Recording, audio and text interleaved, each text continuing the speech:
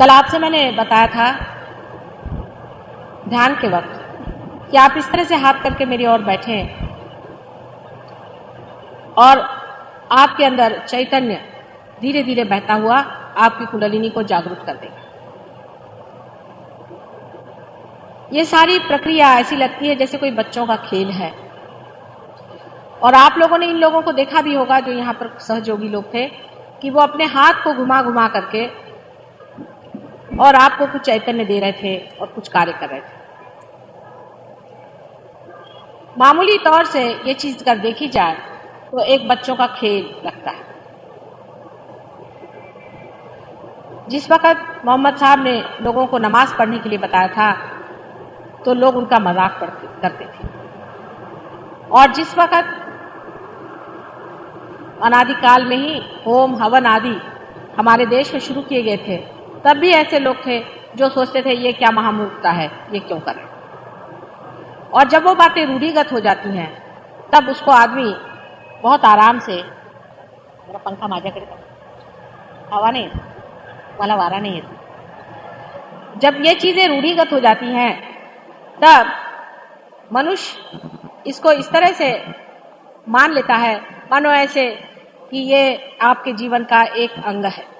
जैसे नमस्कार करना, हम लोग हिंदुस्तानी आदमी किसी को देखते ही साथ नमस्कार कर लेते हैं, उसके बारे में ये पूछा नहीं करते कि इस तरह से दो हाथ जोड़ के हमने क्यों नमस्कार किया, और पूजा के समय हम इस तरह से आरती क्यों करते हैं और अपना हाथ इस तरह से क्यों घुमाते हैं, हाथ में हम दीप लेकर के क्यों आरती करते हैं, ये प्रश्न हम नहीं पूछते। जैसा भी जो बताता है वैसे वैसे हम आरती करने लग जाते हैं, क्योंकि ये चीज सब रूढ़िगत हो जाने की वजह से हमारे लिए बहुत ही सरल और सहज हमारे अंदर हमारे व्यक्तित्व में बहुत ही आसानी से आ जाती है। लेकिन हर पूजा के हर प्रकार में, उसके हर एक भावभंगी में या हर प्रकार की क्रिया में बहुत बड़ा अर्थ, बहुत उसका गहन मतलब होता है। हर पूजा में, हर मंत्र में और हर तरह की प्रेयर में भी एक महामंत्र होता है। जैसे कि ईसा मसीह की जो प्रार्थना है जिसे कि हम लॉर्ड्स प्रेयर कहते हैं, इसमें बड़ा महामंत्र है। अल्लाह अकबर में बड़ा महामंत्र है, सोहम में बड़ा महामंत्र है। सभी चीजों में महामंत्र है, लेकिन उस मंत्र को कहाँ, किस जगह, कौन सी बात पर, किस इंसान को इस्तेमाल करना चाहिए, उसका कोई भी नियम नहीं। क्योंकि धर्म के मामले में संसार में कोई नियम नहीं। हर एक आदमी कुंडलिनी जगा सकता है, हर एक आदमी चाहे तो धर्म के बारे में बोल सकता है, जिसको देखो वही गीता पे बोल सकता है, जिसको देखो वही कृष्ण बन सकता है। इसमें किसी पे कोई नियम नहीं रहता। लेकिन आप एक संगीत में भी जब इतनी शास्त्रीयता है तो आप सोचिए धर्म में परमात्मा ने कितनी शास्त्रीयता बनाई। लेकिन इस मामले में एक तो आप अधिकारी भी होना चाहिए। तो अधिकार माने के लिए अपने यहाँ कहते हैं कि आदमी को ब्राह्मण होना चाहिए। ब्राह्मण होने का मतलब है जिसने ब्रह्म को जाना, माने जो पार आदमी होता है, जो द्विज होता है, जिसका दूसरी बार जन्म हो जाता है।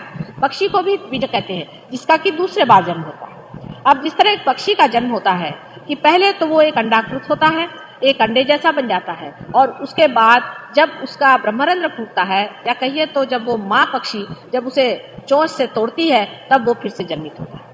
इसी प्रकार मनुष्य का भी जब बीज हो जाता है, जब वो दूसरे बार पैदा होता है तभी उसको ब्राह्मण कहा जाता है। लेकिन अपने यहाँ तो आजकल ब्राह्मण का मतलब ये होता है कि आप किसी को भाड़े पे ले लीजिए, भाड़े पे आपको ब्राह्मण मिल जाएंगे, भाड़े पे आपको पुजारी मिल जाएंगे, इनको आप ब्राह्मण नहीं कह सकते। क्रिश्चियन का भी मतलब वही होता है। क्रिश्चियन का मतलब होता है जो बैप्टाइज हो जाए, जो बैप्टाइज हो जाए माने जिसका ब्रह्मरंध्र टूट जाए, वही क्रिश्चियन माना जाता है। लेकिन ऐसे कितने क्रिश्चियन हैं? या आप मुसलमानों को, मुसलमान का भी अर्थ वही होता है। आप कोई भी जाति में, पारसी लोग जो हैं उनका भी यही, ज़ोरास्टर को आप पढ़े तो उसमें भी द्विज बनने की ही बात है कि आपको परमात्मा को जानना चाहिए और आपका फिर से जन्म होना चाहिए। लेकिन जब तक वो नहीं होता है तब तक आपके अंदर ये शक्ति नहीं आई है, या आप वो नहीं हुए हैं, आप अधिकारी नहीं हैं कि आप धर्म के मामले में चलें। आप अपने आप से धर्म के मामले में नहीं चल सकते। बहुत से लोगों ने कल मुझे बताया कि माता जी हमने किताब पढ़ के और योग साधना की, सो बात ठीक नहीं। आप किताब पढ़ करके सादा एक पंखा नहीं ठीक कर सकते, तो आप क्या मनुष्य की जीवंत चीज कैसे कर सकते हैं? आपके अंदर उसका अधिकार होना नितांत आवश्यक है। अगर आपके अंदर उसका जागना नहीं हुआ है तो आप कह नहीं सकते कि हम दूसरों को जगा सकते हैं। जो खुद ही सुप्तावस्था में है वो दूसरों को क्या जगाएंगे? जो खुद ही अंधे हैं वो दूसरों को क्या लीड करेंगे? इसलिए इसका जो मैकेनिज्म है कहिए या इसकी जो शास्त्रीय पद्धति है उसे समझ लेना चाहिए। अब एक बात है कि समझ लीजिए मुझे ये फैन चलाना है, तो मैंने इनसे कह दिया कि आप स्विच जरा ऑन कर दीजिए, मुझे फैन चलाना है। ये तो बहुत ही सीधी सी चीज हो गई। कोई अगर विलेज से आदमी आएगा तो वो कहेगा कि अरे भाई ये तो एक खेल ही है इनके यहाँ कि वो दबा दिया और पंखा चलने लग गया, ऐसे कैसे हो सकता है? लेकिन ये जो छोटी सी चीज है जिसको हम खेल कह सकते हैं, इसके पीछे में कोई ना कोई बड़ी भारी मैकेनिज्म, कोई ना कोई इंजीनियरिंग तो जरूर है ही। उसके अलावा इसके पीछे में एक बड़ी भारी शक्ति है, पूरा पावर हाउस चल रहा है। उस पावर हाउस को बनाने के लिए युग लग गए और उसकी तैयारी करने में युग लग गए। उसको पहले कंसेप्ट में लाने के लिए कि बिजली क्या चीज है उसमें युग लग गए, तब कहीं जाकर के एक छोटा सा ये पंखा तैयार हुआ। उसी प्रकार मनुष्य के लिए, मनुष्य को यह सोचना है कि अगर वो इससे भी ऊंची दशा में पहुंच रहा है तो उसके पीछे कोई ना कोई बड़ी भारी इंजीनियरिंग है, और वो इंजीनियरिंग लिविंग है। वो सोचती है, समझती है और आपको प्यार भी करती है। हम ऐसी कोई शक्ति की कल्पना नहीं कर सकते कि जो शक्ति सोचती है, समझती है और प्यार करती है। ले हम प्यार करते हैं, आखिर हम प्यार कहां से करते हैं? अगर हम इस समुद्र में पानी नहीं होगा तो बादलों में कहां से आएगा और बरसात में कैसे आएगा? अगर इसका स्रोत नहीं होता तो हम कहां से प्यार करते हैं? इसकी कहीं ना कहीं शक्ति तो होनी ही चाहिए जो प्यार करते। वो जो शक्ति है वो हमारे अंदर अत्यंत सूक्ष्म रूप से स्थित है और हमारे अंदर बसी हुई है। वो किस तरह से बसी हुई है, उसका मैकेनिज्म क्या है, ये मैं आपसे आज बताने वाली हूँ। हालांकि ये विषय जो है आज तक लोग बड़ा गौप्य गोपनीय कहते थे और कहते थे ये सबको बताने का नहीं, ये थोड़े ही लोगों को बताने का होता है और बहुत ही थोड़े लोगों को लोग पार करते हैं। अभी एक यहाँ पर बहुत बड़े संत हैं महाराष्ट्र में, वो हमारे बारे में जानते हैं और उन्होंने कुछ लोगों से बताया कि माता जी ऐसे ऐसे हैं और ऐसे अवतार हैं। तो उनसे मिलने हमारे शिष्य लोग कुछ गए थे, तो उन्होंने कहा कि ये तो हम सब माता जी को मानते हैं, लेकिन ये हमारी समझ में नहीं आता कि आप जैसे सर्वसाधारण लोगों को माता जी 1-2 मिनट में क्यों पार करा दें। हम लोगों ने तो हजारों वर्ष की तपस्या करी, जब हम मेंढक थे तब से हमने तपस्या की, तब कहीं जाकर के हमारे अंदर वाइब्रेशन छूटे, और आप लोगों को माता जी ने क्यों दी? जब मैं उनसे मिली थी तो मुझसे भी उन्होंने यही प्रश्न पूछा कि हम लोग तो वहां से जंगलों में भाग आए हैं और आपने इन लोगों को दे दिया और इतना ही नहीं आप इनको संरक्षित रखती हैं कि सर्वसाधारण समाज में रहें और आनंद में रहें, तो ऐसी क्या बात है इन लोगों की कि इनको आपने क्यों दे दिया? इसका कारण ये है कि आज कलयुग का अंत समय आ गया, कलयुग खत्म हो रहा है, अब सत्युग की शुरुआत हो चुकी है और सत्युग की शुरुआत हो चुकी है तो ऐसे मनुष्यों की जरूरत है जो सत्युग को समझें, जाने और उस पर पनपे और उसका आनंद उठाएं। उस नए आयाम शुरू होने का समय आ गया है, इसलिए कार्य हो रहा है। रही बात ये कि जिन्होंने वर्षों की तपस्या की है, क्या पता वही आज यहाँ पर सर्वसाधारण मनुष्य के रूप में बैठे हैं। नल और दमयंती के आख्यान के बाद एक बार नल को कहीं कल्कि मिल गए थे, तो उन्होंने कल्कि को पकड़ के कहा कि तुमने कली को पकड़ के कहा कि तुमने बहुत ही मेरे साथ अन्याय किया हुआ है और मैं तुम्हारा कुछ न कुछ बदला दूंगा। उनका अच्छा, आप मेरा बदला लेना चाहते हैं आप जरूर लीजिए, लेकिन पहले मेरा महात्म्य सुन लीजिए, मैं क्यों संसार में, मेरा कली का महात्म्य क्या है। तो उसने कहा कि जब कलियुग आएगा, जब मेरी कलुषता बिल्कुल अतिशय घोर हो जाएगी, संसार में त्राही त्राही हो जाएगी और जब पृथ्वी रोएगी, उस वक्त में ऐसा चमत्कार होगा कि जो गिरी कंदरों में बहुत सारे लोग परमात्मा को खोज रहे हैं वो सर्वसाधारण रूप में संसार में आएंगे और उनको उनकी जो खोज है उसका उत्तर मिलेगा, उसकी उपलब्धि होगी। यह आप लोगों को दिया हुआ प्रॉमिस है और इस वजह से जब ये चीज घटित होती है तो इसमें इतनी शंका करने की कोई बात नहीं, क्योंकि ये पहले ही से सब प्लान्ड है और अगर ये आपका हो रहा है तो ये आपके अधिकार में ही हो रहा है। इसके प्रति आपको कोई भी शासन होने की बात नहीं है, उल्टे इसमें पूरी तरह से अपने अधिकार से विराजमान होने की मैं बात कर रही हूँ। कुंडलिनी के बारे में चाहे कोई कुछ बताने से डरता हो चाहे कुछ हो, मैं बिल्कुल नहीं डरती। क्योंकि जो आपकी माँ है उसके बारे में मुझे पूरी तरह से बताने में डरने की कौन सी बात है। मेरी यही समझ में नहीं आता है कि इसमें डरने की कौन सी बात है। और आप भी स्वयं देख लेंगे कि इसमें डरने की कौन सी बात, मेरे तो कुछ भी समझ में नहीं आती है कि मनुष्य का क्या दिमाग खराब है कि उसके माँ के बारे में बताने में उसे इतना उसे गोपनीय तो बना के रखा। कुंडलिनी का जो सूक्ष्म हमारे अंदर स्थान है वो त्रिकोणाकार अस्थि जिसे मैंने दिखाया है वो वहां पर 3.5 चक्रों में 3.5 जिसको कहते हैं कुंडलों में, जिसको कि अंग्रेजी में कॉइल्स कहते हैं, कुंडलिनी स्थित होती है। कुंडलिनी अनेक तारों से बनी हुई है और वो अनेक तार एक साथ निगड़ित है। जब कुंडलिनी उठती है तो सारी की सारी नहीं उठती है, उसके कुछ तार उठते हैं, फिर कुछ तार उठते हैं, फिर कुछ तार उठते हैं। जब इतने तार उसमें से उठाते हैं कि जो अपने ब्रह्मरंध्र को छेद दे, उस वक्त ही आपकी जिसको कहते हैं कि हम पार हो गए वो स्थिति आ जाती है। हर एक आदमी के पास उसकी कुंडलिनी है, इसीलिए इसको मैं सहज कहती हूँ। सहज, सह माने आपके साथ, ज माने पैदा हुआ, आपके साथ पैदा हुआ, यह अधिकार योग का आपके साथ है और वो आप पाते। लेकिन ये नहीं कि कोई भी देखो सो सहज सहज सब कहत है। कबीरदास जी ने कहा है वैसे ही कले साहब सहज योग है, इसमें क्या करते हैं, सर के बल आप खड़े हो जाइए। वो कैसे सहज योग हुआ? कर जो चीज आपके साथ जन्मी हुई चीज है वो आपकी अपनी है, उस पर आपका पूर्णतः अधिकार है, वो आपकी पूरी अपनी चीज है और वो अपने आप घटित होती है। आप समझ लीजिए अगर आपका श्वास लेना मुश्किल हो जाए और इतना असहज हो जाए तो आप श्वास भी नहीं ले सकते। और इसीलिए जो सबसे महत्वपूर्ण चीज है कि आपकी उत्क्रांति होना, आपका इवोल्यूशन होना, तो उसकी घटना भी अत्यंत सहज होनी चाहिए, अत्यंत वो सहज घटना होनी चाहिए। ये बिल्कुल सामने दिखाई देता है। अगर वो सहज न हो और असहज हो तो कभी ये कार्य घटित नहीं हो सकता। पेड़ों पे आप देखिए कि जब फूल से फल होते हैं कितने सहज आपको दिखाई देते हैं।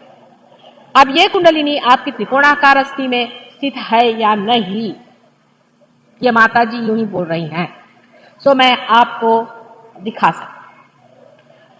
जिस वक्त कुछ लोगों के ऊपर का नाभि चक्र पकड़ा रहता है उस वक्त खासकर ये कुंडलिनी जोरों में उठती है।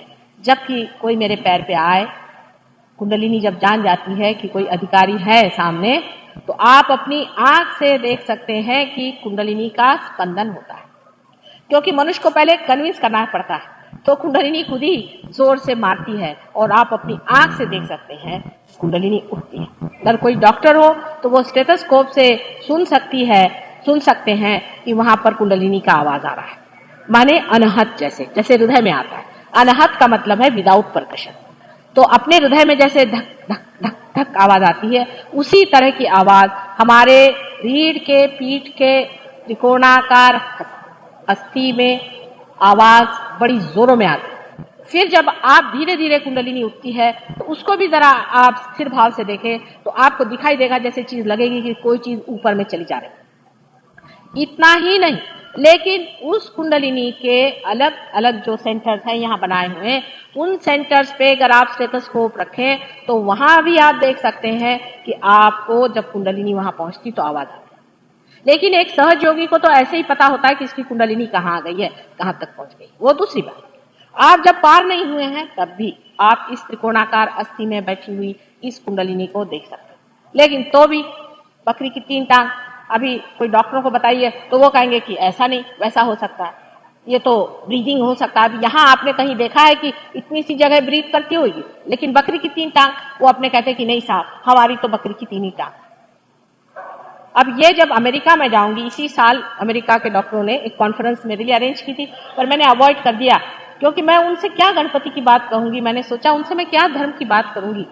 ये तो अपने ही देश के डॉक्टरों को समझना चाहिए कि ये हमारा हेरिटेज है, हमारी जिसको मराठी कहते हैं वारसा है। इसको क्या हम लोगों को उन लोगों को समझाना होगा। अब मेरा तो वहां सर पहले फूटेगा कि उनको पहले मैं गणपति समझाऊं, उसके बाद उनको सब चीज समझ में आएगी। और यहाँ के डॉक्टर लोग घर में गणपति की पूजा करेंगे और गणपति के सामने झुकेंगे, लेकिन अगर मैं कहूं कि गणपति आपके पेल्विक प्लेक्सस को कंट्रोल करता है तो वो कहेंगे ये क्या बातें माता जी आप करें। हमारा जो साइंस है वो अंग्रेजी साइंस है, उसको आप कुछ गणपति अनपति मत लगाइए। अंग्रेजी साइंस भी कोई क्या इंग्लैंड में ही पैदा हुआ था।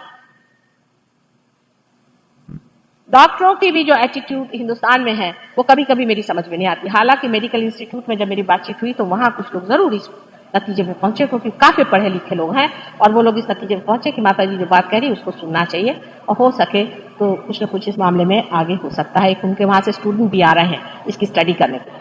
बहरहाल वो जो भी हो, आप खुद देख सकते हैं कि कुंडलिनी त्रिकोणाकार अस्थि में स्पंदन करती है। ये आपके अंदर मैकेनिज्म में बैठी हुई सबसे इंपॉर्टेंट चीज है, ये त्रिकोणाकार अस्थि में बैठी हुई कुंडलिनी। ये कुंडलिनी, इसे हम गौरी के नाम से जानते हैं। अब हमारे शास्त्र दोनों चीज साथ साथ चलनी चाहिए। इसके लिए आप मुझे क्षमा करें, आप अगर साइंटिस्ट हो तो आपको जानना चाहिए कि आप अगर साइंटिस्ट में हैं तो साइंस भी परमात्मा से ही आया है। ये सृष्टि का कण कण भी उसी का बनाया हुआ। गौरी जी जिसे हम मानते हैं, ये गौरी जी वही है जो कि शक्ति स्वरूप है और इस वक्त में वो कुंवारी है और अभी उनकी शादी शिवजी से हुई है और वो नहाने गई हुई है। उस समय का जो समय माना हुआ है सिंबॉलिकली हमारे यहाँ, वही समय अभी भी कुंडलिनी का है कि वो वहां चुपचाप बैठी हो। ये बड़ा काव्यमय समझने के लिए, क्योंकि सारा ही व्यवहार मनुष्य से है। ये कोई ऐसा नहीं कि आपने बटन दबाया और बिजली चल दी, क्योंकि बिजली कुछ सोचती नहीं है, बिजली समझती नहीं है और ये आपको प्यार भी नहीं करती। अगर आप इस पे गलत हाथ लगा दे तो आपको जला भी देगी। लेकिन कुंडलिनी जो है ये आपका सारा टेप रिकॉर्डर है। जन्म जन्मांतर का जो भी कुछ है इस कुंडलिनी में टेप होते रहते हैं और आपके हृदय में परमात्मा जो कि साक्षी स्वरूप है, उसका प्रतिबिंब आत्मा स्वरूप है। परमात्मा और उनकी शक्ति, ऐसी दो चीजें आप समझ लें। जब परमात्मा और शक्ति एक हो जाते हैं तब ब्रह्म स्वरूप होता है और जब शक्ति परमात्मा से हट जाती है तब परमात्मा और शक्ति दो चीज होती है। शक्ति जो है वो ही सारा कार्य करती है और परमात्मा उसके साक्षी होते हैं, वो उसे देखते हैं। ये सारा जो कुछ भी लीला कार्य है ये उस एक परमात्मा के लिए देखने के लिए है। वही एक स्पेक्टेटर है, वही एक साक्षी है, उन्हीं के शौक के लिए समझ लीजिए ये कार्य होगा। जिस दिन उनको पसंद नहीं आएगा वो इसे बंद कर देंगे और वो अपने हृदय में शिव के रूप में और आत्मा स्वरूप अपने हृदय में बैठे हुए हैं और वो एक छोटी सी चिंगारी या ज्योत समझ लें अपने हृदय में।